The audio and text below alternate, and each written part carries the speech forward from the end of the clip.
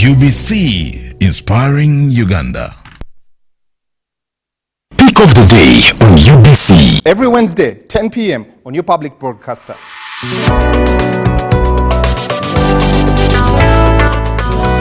Was brought to you by I'll call you every day, yeah yo, baby dondolo. You can now get all the Chibuzi out with MTN voice bundles. Call all networks, Kubei Dondoro. Buy a 25-minute voice bundle for only 1,000 or buy any daily voice bundle of your choice. Dial *100 *21# and select daily or use the My MTN app.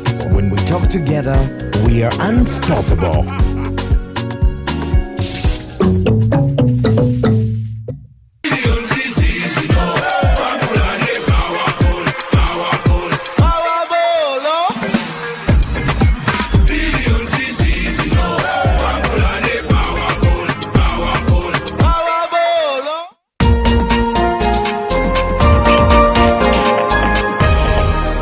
This week on UBC.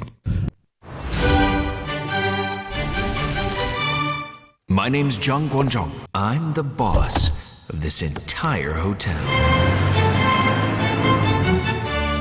My duties include heavy lifting, spreading happiness, and driving fancy cars.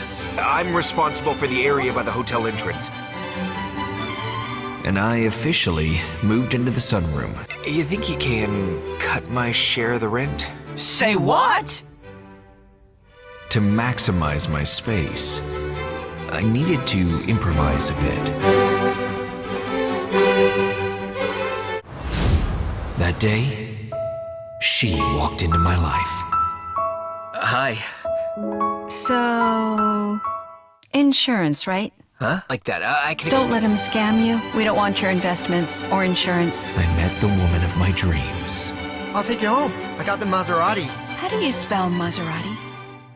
M-A-S-H. Okay, we're leaving. You shouldn't drive, especially not in that car. The cops will fine you extra. His family's got money and don't know what to do with it. What's your name? Huh? I'm reporting you. If I were to be with a guy like that, I wouldn't be able to look at myself in the mirror. Maybe all rich guys are like that. I'm not a rich guy. I'm down to earth. No, don't. It's not worth it. But after I met you, I suddenly got out of bed. John Wonjong, I really was wrong about you.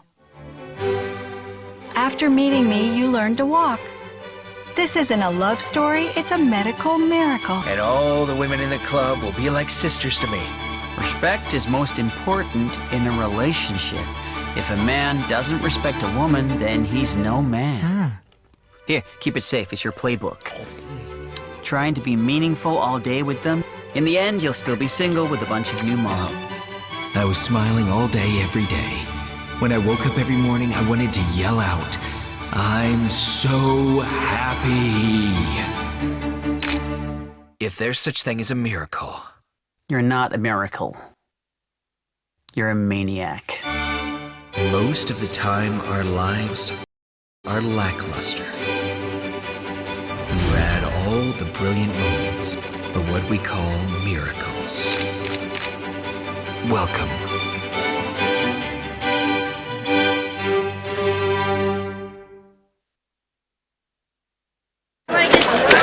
Junko. Yo. Check the shopping, man. What's your secret? Uganda, haven't you heard of the parish development model PDM? Yes, I did, but I thought it was just a talk. No, it is real. I and a few friends together formed a circle, accessed money from the PDM, invested in a poultry project, and now things are moving. Junko, I thought I was one of your friends. You are, but you left me behind. I didn't leave you in poverty. What you do, just visit your LC2 chairperson and your parish chief, and start the process of economic transformation. Just like that.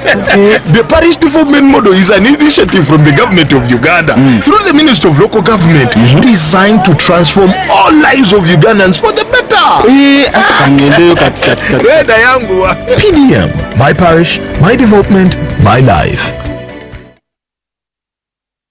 A new dawn on Behind the Headlines with me, Timothy Nyangweso. Every Wednesday, live in our studios in the heart of Kampala. We have conversations that have analysis, explanation, but not every truth is fact, and not every fact is truth. Every Wednesday, 10 p.m. on your public broadcaster.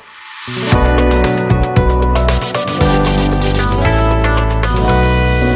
on your public broadcaster. UBC, inspiring Uganda.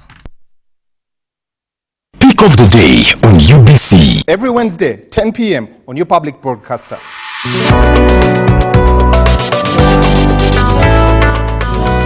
Was brought to you by. I'll call you every day, yeah yo, baby dondolo. You can now get all the Chibuzi out with MTN voice bundles. Call all networks. Kubei Dondoro. Buy a 25-minute voice bundle for only 1,000. Or buy any daily voice bundle of your choice. Dial *100 *21# and select daily, or use the My MTN app. When we talk together, we are unstoppable.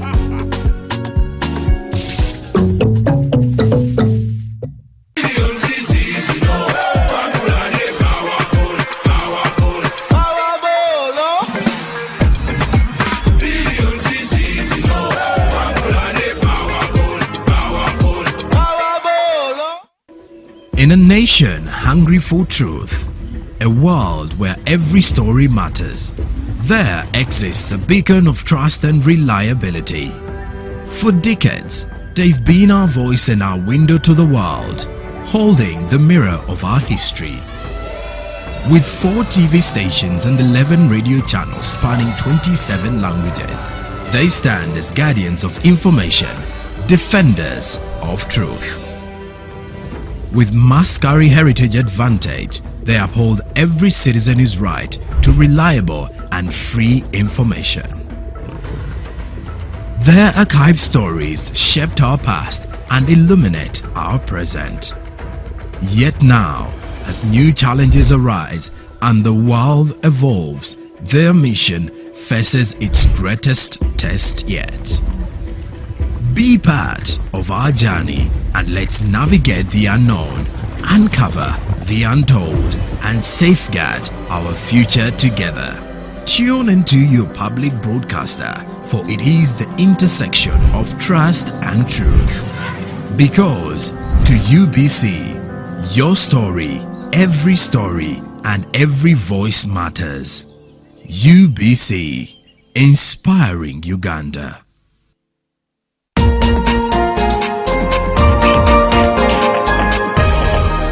This week on UBC.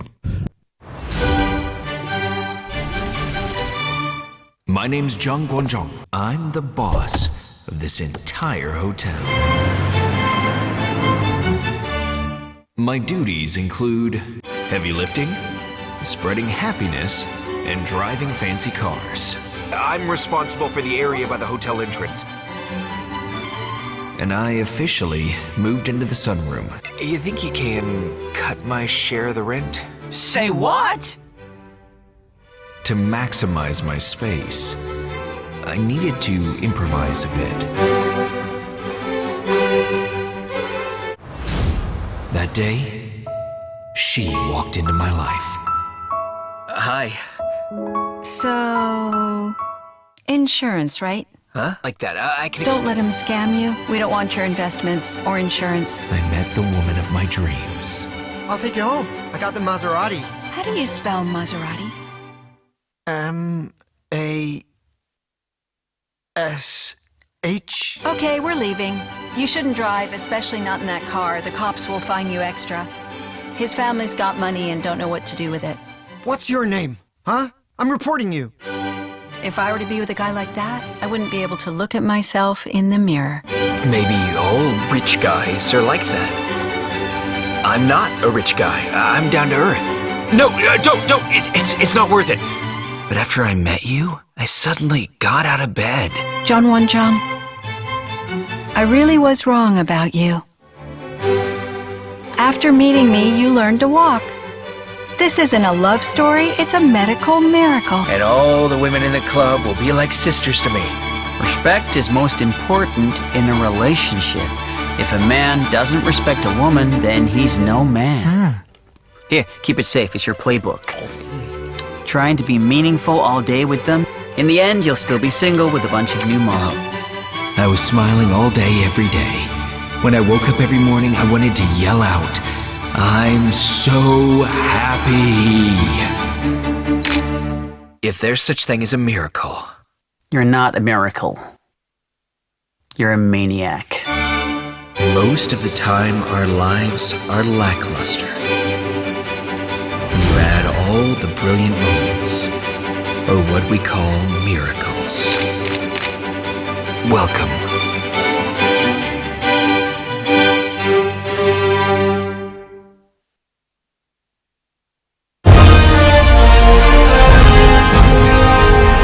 Live from UBC Studios in Kampala, this is Good Morning Uganda Extra.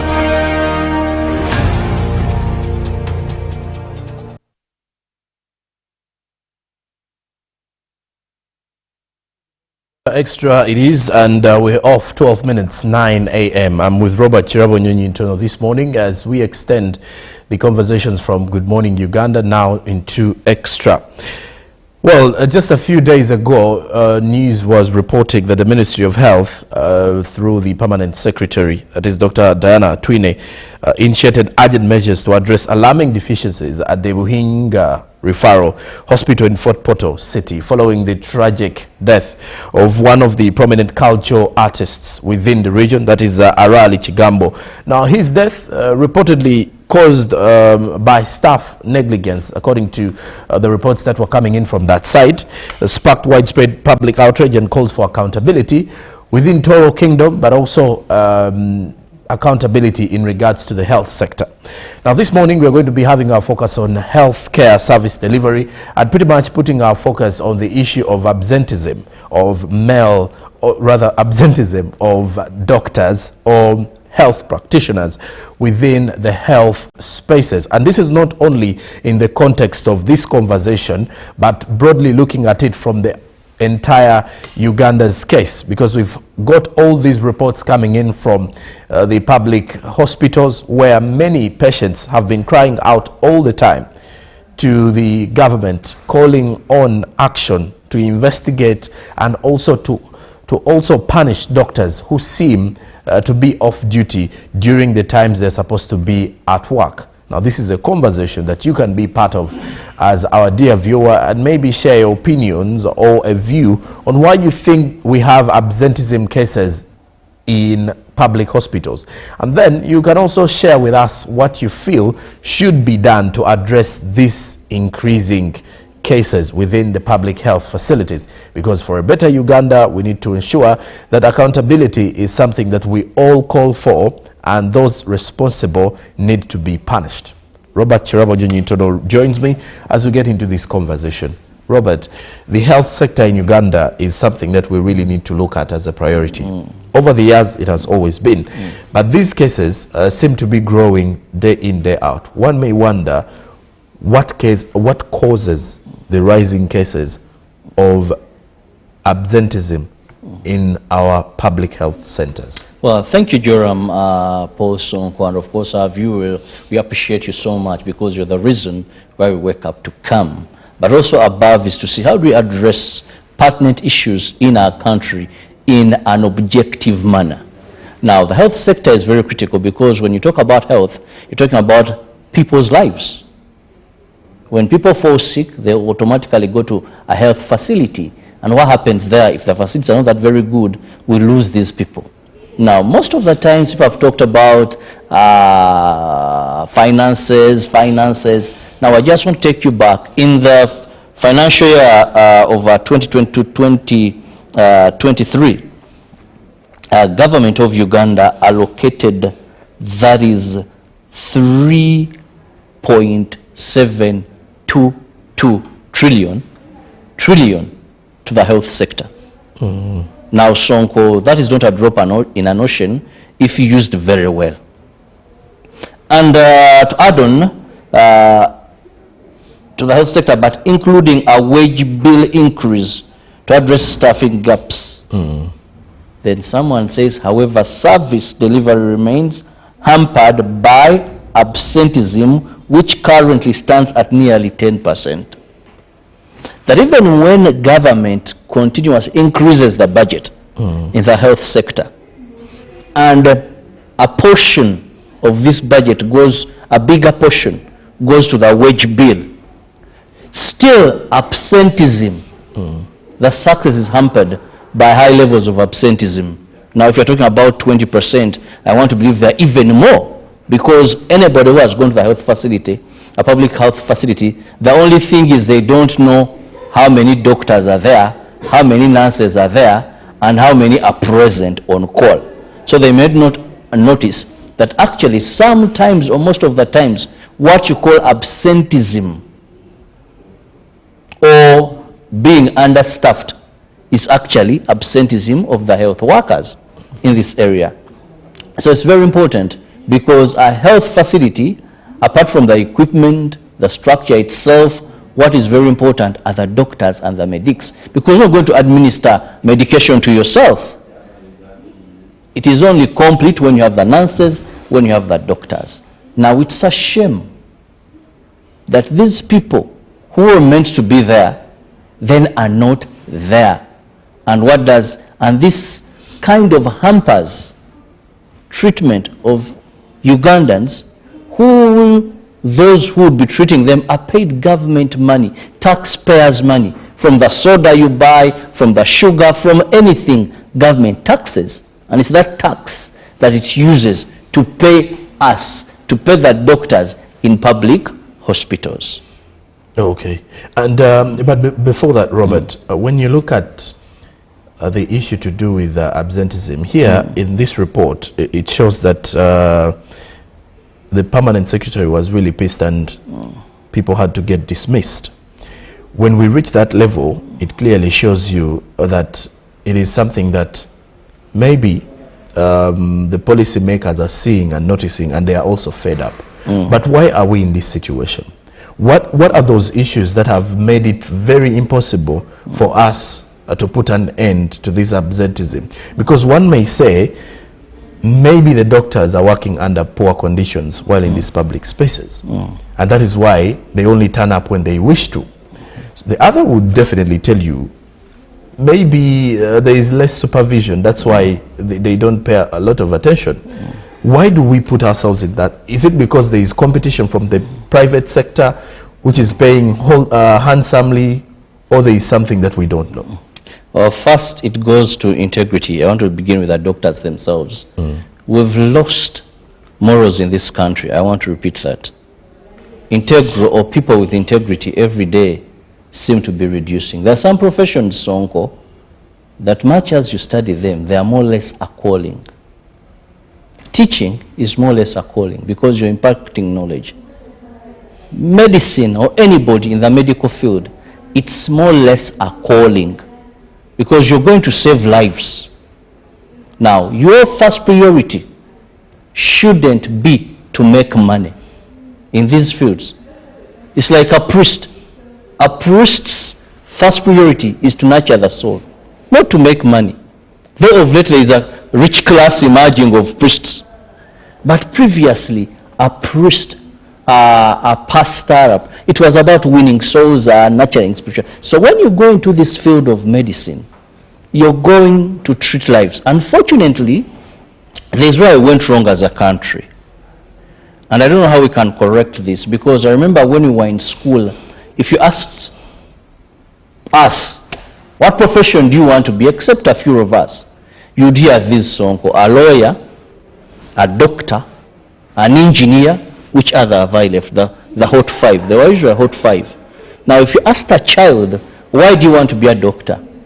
Doctors have money. Why do you want to be a lawyer? Lawyers have money.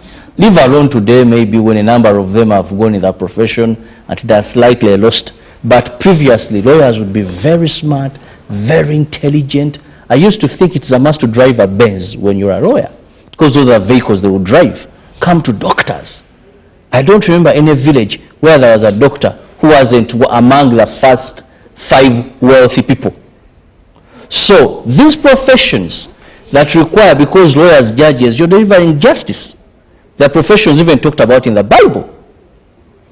Teacher, so we moved away. There is a position, a certain part, a certain time. We moved away from seeing them as a service, and we saw them as the most lucrative or profitable professions.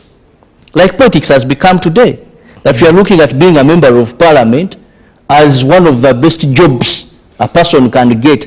Being a Lord Mayor or a mayor as one of the best councillors. So we have removed that service and put money. Now, when there's that moral decadency and loss of integrity, that is where absenteeism begins. That a Joram Paul Sonko, who has studied to be a doctor, will not prioritize saving lives first and even take an oath, but will prioritize making money first. Now, when it is coupled by a system that gives Sonko gaps to be able to carry out his working unethically, Sonko will take advantage of that. That is why for this particular hospital, the PS was told of how 8 doctors are on study leave. Now, you, the superintendent or the head of this hospital, how did this approval happen?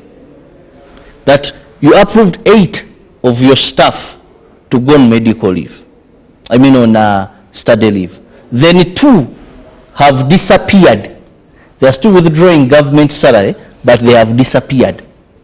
They are nowhere to be seen in this hospital.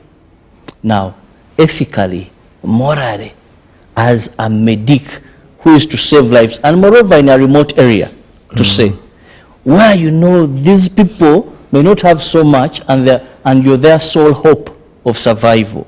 Okay. Now, you've talked about integrity, and it brings me to this particular one. In the same report, from the context of our conversation here is talking about administrators at Buhinga Hospital, that is in Toro. What is being reported, there is something to do with extortion, there is corruption, and then there is mistreatment. That there are incidents where patients head to the hospital, for example, pregnant mothers, and no one attends to them, even when the health practitioners are on ground. Now, health practitioners, meaning everyone who is attached to the hospital. You're seeing a supervisor, it can be a nurse, it can be a midwife, it can be a doctor, per se. When you look at this level of, you've mentioned integrity, do you think many of our professionals are no longer interested in the jobs they do because it doesn't pay as much as they thought? Or it's because of the personal struggles people are facing before they even go to work? I don't want to believe it's the personal struggles, because everyone is struggling. There are very few Ugandans not having personal struggles. And the higher you go in terms of earning or elevated in position, the more challenges you're going to face. But one, our systems that monitor and supervise government workers have a challenge. You'll find that when a doctor gets on a government payroll in a public hospital, when will they ever get out? Leave alone here where you have a contract. Every 3 years you are praised, you know, you can, so you work hard because this contract, you may not get a renewal. When a nurse goes on a government payroll, what are the chances? When a teacher goes on a government payroll, what are the chances of this person being dropped from this? So the supervision mechanisms create a lot of gap for such to happen, because when Dr. Diana Atwine reached this particular, because what you're talking about of Fort Pro Hospital is a universal problem. This is just a case study. If you're doing research, this is just a, you're in a lab, it's just a specimen to give us a bigger picture of what is happening. How do you have doctors on call and they're not there? That is one, because the supervisor is not doing their role. How do you have medics, nurses, midwives that are present, but they are not working? You know, they are present there, How do you have high levels of extortion? Because where we've reached certain things we may never do away with, but the magnitude of them. You may never do away with extortion in government facilities, but to what extent? High levels. How do you have corruption? And you know what happens in these facilities? It is syndicate corruption. You want to see a doctor, there is someone, you may find a cleaner in this hospital. Later I will say, what is happening to you? But I'm here in Mulago, I'm not being attended to. You want to see a doctor? You see what is funny? Why I say syndicate corruption? The doctor, you may never see the doctor and give the doctor money. But what is happening? This cleaner in this hospital will tell you, I can take you and you see a doctor. Do you have this amount of money? You see a doctor, you even get you a room and give that cleaner money. She knows how things move. And in a short time, you've seen the doctor, they have worked on you. That is why many people now are going to tell you that the best doctors are in government hospitals. The best treatment is in government hospitals. One will tell you, if you want to give birth, go to Mulago Kawempe. Find a doctor, Mocheyo. Your wife is going to be worked on very well. Leave alone these private hospitals you're going to go to, where they're going to charge you 5 million if they have been operated. Here you just see. Then how do I see that doctor? The scully, the cleaner. When you're confused, someone will ask you what is happening, but not the doctor themselves. Now you deal with these ones, then they will bring the doctor or connect you to the doctor, and I guarantee you're going to get the best treatment. What does this mean? The equipment is there, the medicine is there, but the staff are the problem. So it all goes back to what I said: systems of monitoring, supervision, and a syndicated way of doing things. Because when in syndicate corruption, if Brother Ratoro, Sonko, and me, we all participated in this particular incident, the duty is, I protect you, you protect me, we protect the other. Now, the entire hospital may be part of this corruption. And what can tame the corruption is now away from the hospital, say the headquarters. Like what happened to that particular hospital now? Dr. Diana Atwine was there. I saw her very tough, talking about the corrupt, those extorting, even coming up with a directive that anyone who has been in this hospital for 5 years and above, I'm going to transfer you. Because it means you've been here for a very long time, you're rotten enough. You know how to corner the systems of this hospital. So it's better you go now to another hospital in a new environment, and still we see how we can change things. So these systems of monitoring and supervision, actually in every sector of government, talk about education, they still have some challenges. Talk about, so are a big problem, coupled with the fact of syndicate corruption, but also Sonko, and very important, and this is why I want to bring in members of the public, because they came when Dr. Diana Atwine appeared. Many of them were good at narrating, telling her, this has been happening, this has been happening. I saw a gentleman who was talking about, we are not represented on the health committee of the hospital, yet other districts are. The public has become so complacent now. We've come to accept that some of these things must happen to us. Ugandans, fellow Ugandans, we must wake up and say, no, this cannot be the order of the day. A person will tell you, like I've told you, you're going to a government facility. Do you have some money? A person is not going to a government health facility, know that they are going to get free treatment. They know the treatment is supposed to be free, but they have to move with some money. And when they get there, a person goes to a government facility, helped by a cleaner or someone to extort to get a service, Joram. They pick that person's number and keep it. Now a person will tell you, me when my wife was giving birth, I'm just using an example. We went to Kawempe Mulago, yes, But there is this cleaner who helped us. Here is the number of this cleaner. First talk to her, first talk to him. When you reach there, this cleaner will be waiting for you. Now, this is the person that is going to see you through, the midwife, get you the right doctor. This is the person. So we've not stood up to fight, but we've... Robert, let's look into the accountability measures. You've spoken about the public standing out to fight. However, in most cases, whistleblowers do not have right channels where they can report. They might have, those who might have the channels, their cases are rarely worked upon. Is this now a problem of the hierarchy in the Ministry of Health that does not respond on time? Because when people saw the reaction, for example, from the Permanent Secretary of the Ministry of Health, many were saying, if these were the cases that we've been seeing in various areas, then maybe there would be changes. So what then can we do to hold these health practitioners accountable, especially in times when they are in wrong? Now, first, it is a two-way approach. One, the ministry has to up its game and have its ears on ground. Because very unfortunate that the measures we are seeing happening in this Fort Portal Regional Referral Hospital have come up after the death of a prominent artist. So we've lost a life of a prominent person. We lost a life of a prominent person. But how many lives have been lost before the artist Ichigambo, before him, due to such?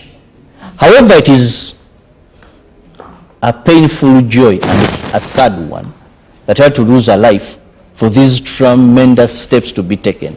The question then was, Dr. Diana Atwine aware? Is there a politician? Is there a member of a civil society organization? Is there evidence that these issues had been presented and no action had been taken? Because we've begun to be comfortable as Ugandans. That a person, instead of saying no, if someone paid money, because there are things we've made noise. How many reports on social media platforms have we seen of people who have come up? We are so much politically active. We are so much soccer active. I said, oh man, you this, that. How many of us are using our platforms to whistleblow? Because social media and the mainstream media has proven to be active. How many? I saw the Honorable Minister for, is it General Duties? She's I think a woman member of Parliament in that particular area. Margaret Muhanga, I'll just remember that too. But how many of us have been there for this cause? Many of us are now complacent. Many of us have accepted, and we are dancing to the abnormal, normalizing it. You go to Fort Portal Hospital. I have a number of someone, so komukubide before you go, that they can receive you. You're not saying this must end. There are certain things that unless Ugandans will wake up and concentrate on transforming them, how best do you explain? Government increased salaries of doctors. If you remember very well, our government increased medics to some over 100%. Because how are you going to tell me that in 2022 health workers received 100% increase in salary? That so senior medical consultant salary increased from 7.3 to 17.4. Sonko, 7.3 to 17.4. What an increase is that? And then we also see medical consultants pay increase to 12.7, principal medical officers from 4.5 to 8 million, enrolled nurses from 613,000 to 1.3,000. The list continues of this increment. Now, unless communities, unless individuals, we are determined, yes, we can give a first shot and don't have the progress. But this issue of thinking, a person goes to a private facilities, finds drugs having one government of Uganda, UG, buys the drugs because he has cured, he's fine. He's not saying I can afford these drugs. that there is a brother, a sister, these drugs were meant to be taken by them because they don't have the money I have, but we are complacent. Robert, I wanted us to also look into this argument of having the doctors that are attached to the public health facilities not to work for the private sector. There is also that development coming in within Uganda's health sector recently that would see the health practitioners that are deployed in government entities not to cross to the private entities, because we've seen that with time many of them would prioritize, many of them have been prioritizing or would even prioritize the private institutes compared to the government institutes because there are no supervisors and the like. Is that a move that you think would be better? Because with the economy crisis in the country, everyone tries to make sure that they have quite a number of jobs and placements elsewhere to ensure that they can live within the means of how the economy looks like. Let's first look at it in that way. Would that be a move that would see less absenteeism, or will we see people shunning away from getting deployed in the government? That will be a tremendous move. I hope it also crosses to the education sector as well, because but you're limiting people from... It's not about limiting people. It's because they have abused the freedom. The freedom. Why? Doctors have specific hours they work in hospitals, and it's rare to find a public facility where a doctor is deployed 24 hours. They will tell you, and they are very good, they will even have doctor on call that time, that from this particular time to this particular time, doctor and so is available, and from this time to this particular time, doctor so and so is available. Now these doctors have chosen, these medics have chosen, even in the times where they should be giving the taxpayers or doing the taxpayers justice. Because between you and me watching us, people who are going to public facilities are people who don't have. And I say this with a lot of pain. That's why I have no kind words for doctors employed by government. You're serving most of the times, the less privileged in our communities. Because those that have money don't come to those facilities. And those that have more money don't even get treated in Uganda. Let's call a spade a spade. When they're giving birth, they fly out. When they have some diseases, they fly out. Now, the average will go to the private sector. The public facilities have most of the times been left to those people who don't have, who need you. And unfortunately, you don't deliver justice and leave them now to who? They can't afford the private. But even where they should be coming, despite a bit of government effort, then you're not there for them. You're running to the private sector. The time's given for you to be there. You're not doing that. It's like Sonko is supposed to be here at a particular time when you're supposed to be on set. Then you can have your other gig after the scheduled time of us working.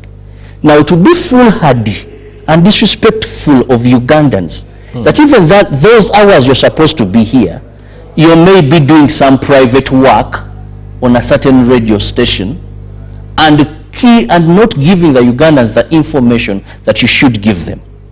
Now, the evidence and research has proven that most of these doctors, why they're absent, they're in their private clinics in a time when they should be in public facilities. Now, when Dr. Diana Twine, as the head almost, because the PS, as the chief accounting officer would say, has discovered that the only bullet to change this is drawing the lines.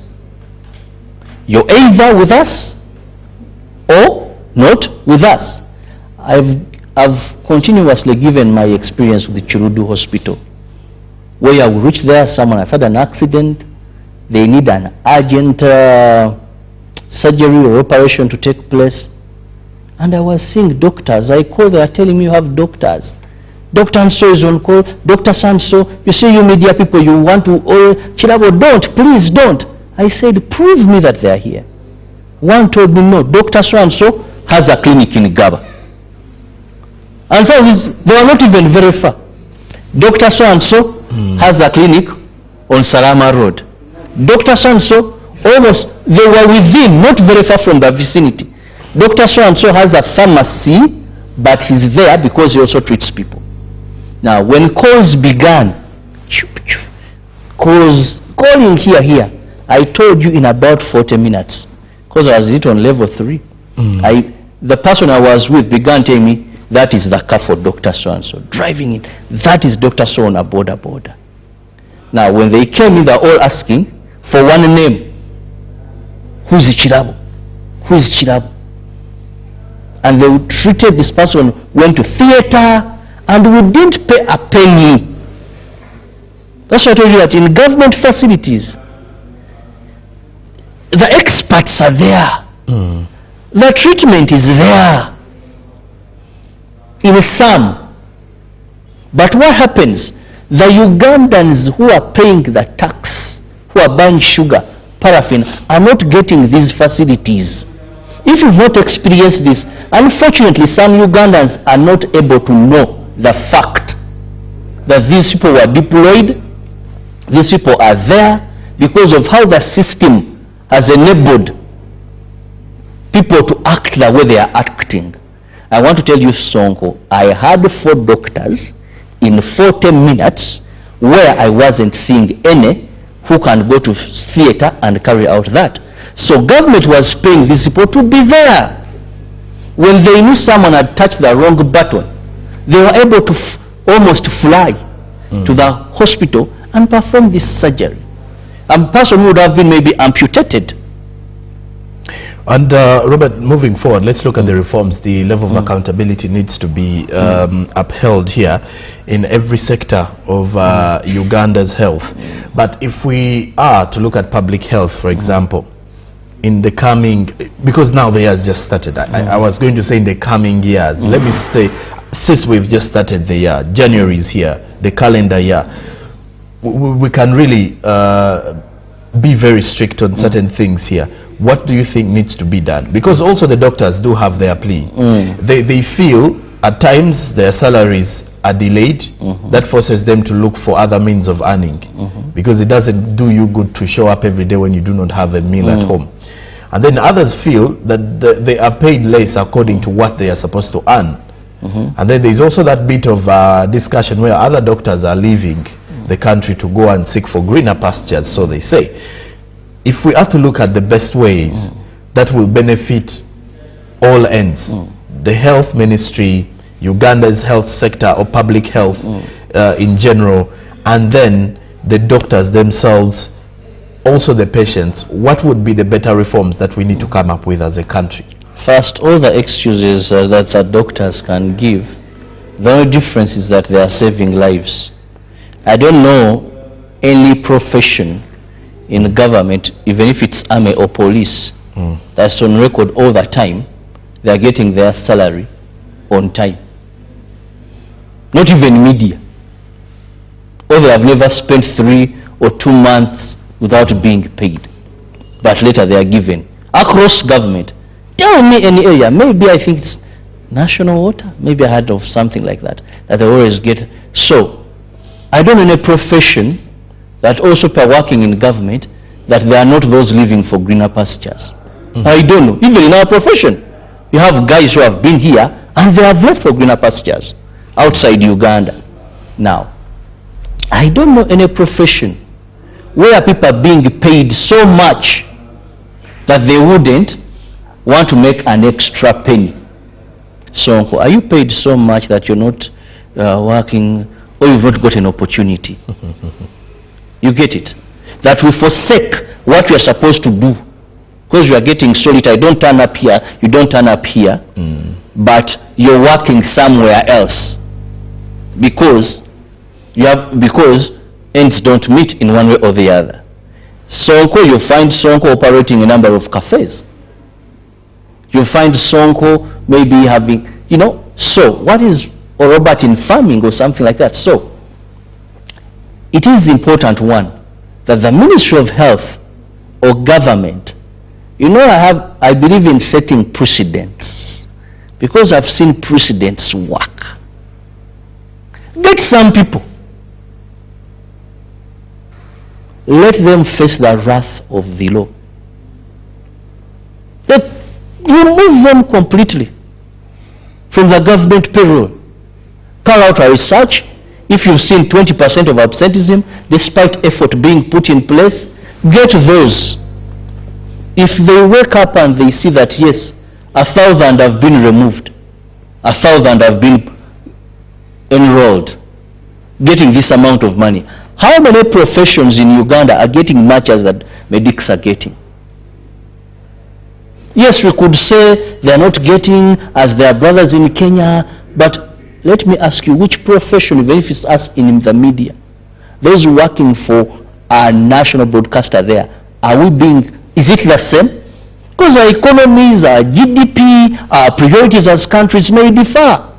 Even if you go to armed forces, you may find that maybe in Uganda they are getting more, maybe in Kenya, so should we, because countries differ. If I can feed my children meat every day, yours don't have to go. They must understand and maybe find better ways. That's not a choice for them to abstain from what they're supposed to be doing. Better pay should be universal, regardless of the GDP. No, Sonko. You can only cut a cloth, a coat, according to your piece of cloth. You know what I'm saying? And also, priorities of a country at a particular time. True. Differ. That's why sometimes government will tell you, we are going to increase you, or we are going to increase I at this percentage, then go on as we get more funds. But by and large, I accept they not be getting what those in Canada are getting, what maybe those in one of the countries are getting, because their interest may be, for example, the health sector at that particular time. Health must be a priority, no doubt about it. But we cannot have lives dying like that artist we are talking about, because this person was brought to hospital and no doctor attended to them. Do you know how many mothers? One time I was in one of the government facility, and a young man had, they called scissors, where a person begins kicking and and I was in this hospital. Had gone to see someone. No doctors were bypassing this young man. But it also happens in private hospitals. But a few private hospitals. True. Man, there it is business. True. You're either in or out. Now, I saw doctors bypassing, and I got regional anger. So I looked at one. There was a white lady, I think we have exchange programs. She's not a Ugandan, she was white in a public hospital. This lady was just entering, but she was putting on her coat, rushed. Ugandans are bypassing. And moreover, these were still rushed to help. I also joined a journalist who knows nothing. Now, later on, the sister to this young man had to bribe someone, and after paying, the doctors came on board, or the medics. Now, we must understand where we are as a country. We must understand that yes, our government is not yet there. We are pushing, because doctors deserve a better pay than what they are getting, no doubt. But what they are getting is far much better than some professions. Yes, they are saving lives. Understand and get me right. I'm not saying that is enough. There should be an increase. But that is not justification. If you're withdrawing money from government, for example, that hospital, 2 doctors are still getting government money and they disappeared. Are we going to justify that on the fact that, okay, it is less pay? Are you going to justify that for someone to abscond from duty, saying you're going for greener pastures? We can't justify that. We must see precedent happen. I said, for me, I believe in these dramatic measures as agents of causing change. One time I've always talked about this story in Singapore of Lee Kuan Yew. whose best friend and best man stole public funds. And the man said no. The wife kept on, but how are you going to? He said, no, you people. This person, my wife, did not steal our money, stole public money. Why we are still having corruption in this country? And I'm saying this as a Ugandan, very loving of my country, is because we've not carried on dramatic measures that send precedents, that send messages. We should have a country here that sentenced so many youth to firing squad. Are you sure any parent, or it's going to be very easy in that country to recruit someone now in rebel activities? When they know once you're arrested, that is the wrath you're going to face. Contrary to a certain country I won't name, you're arrested, you seek amnesty, you're given a certificate of amnesty, then there is a fund to help you come back and integrate in society. I've given you 2 countries. One, you're caught as a rebel or whatever, firing squad. In another, you're caught or in the jungles of another country, or you surrender, you're given amnesty. I'm not mentioning the country, there's an amnesty commission.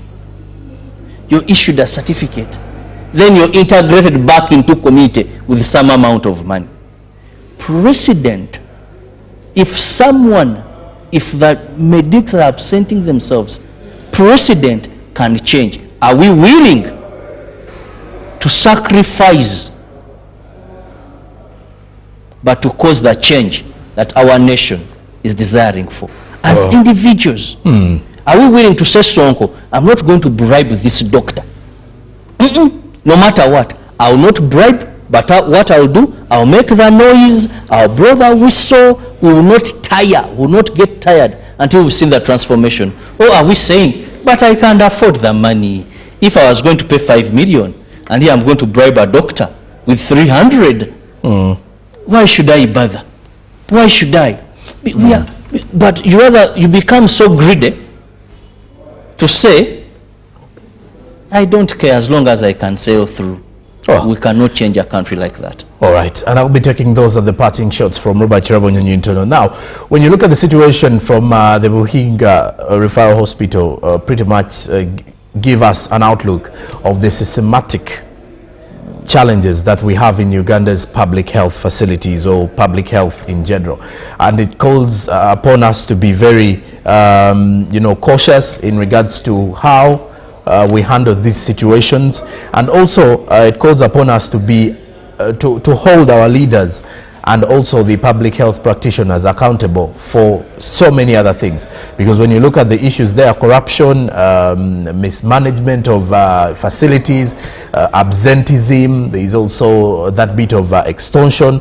All of that needs to be really handled so as we can have a better health service within the country. For now, we do end our conversation here on Good Morning Uganda Extra. I've been with Robert Chirabonyonyi Ntono, and tomorrow from 6:30 a.m. myself, Robert Chirabonyonyi Ntono, Olive Monica Najuma and Ruben P. Machibirango, we shall return to take you through with Good Morning Uganda till the hour of 9, and then the extension of Good Morning Uganda Extra. It is Wednesday, and we wish you all the best for the day.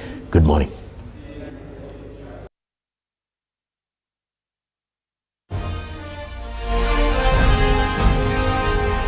Live from UBC Studios in Kampala, this is Good Morning Uganda Extra. Pick of the day on UBC. Every Wednesday, 10 p.m. on your public broadcaster.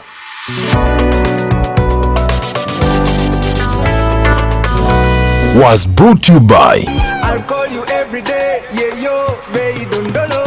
You can now get all the Chibuzi out with MTN voice bundles. Call all networks Kubei Dondoro. Buy a 25-minute voice bundle for only 1,000, or buy any daily voice bundle of your choice. Dial *100 *21# and select daily, or use the My MTN app. When we talk together, we are